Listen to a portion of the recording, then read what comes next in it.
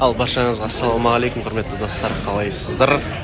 Сүт болып киініп алдық. Бүгін бізде той.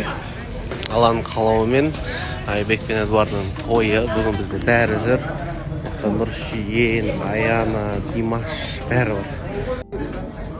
Мына жақта Ернар, Димаш, Айдана.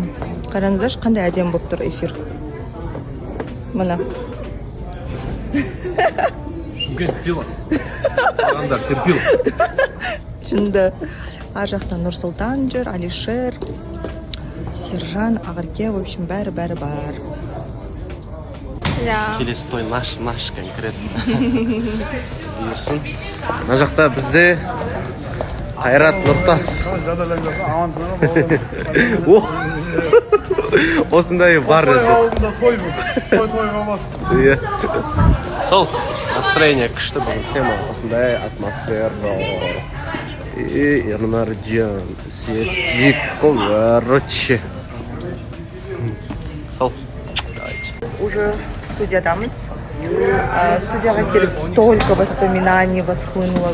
Капец, я в шоке. Столько всего здесь было пережито. Прям теплые воспоминания. Прям күшті болып тұрмын. Скоро той басталады. Біз уже студиядамыз. Он той тотында міндетті түрде бізді көріңіздер. Өте қызықты той болайын деп тұр. Қазір қатысушылардың бәрін көрсететін боламын. Болды. Дайынмын. Той-тойға оласын. Қосылайық төрінде той көп болсын. Аман болайық, бар болайық. Қосылайық. Медина қалайсың? Жақсы. Ой, сен тренинсен таппай қалдық қой. Таппай жатсыздар ма? Ауырдым ба? Қалай жатыр, не жаңалық болып жатыр? Аурудан көз ашпадым. Қазір менде танзилитная острая ангина, температура. Мүмкін бір ақ халатты абзал жат үміткер болып келсе. Жақсы. Емдейтін. Жоқ, емдейтін. Больницаға бар ғой, соқта. Баратырмыз.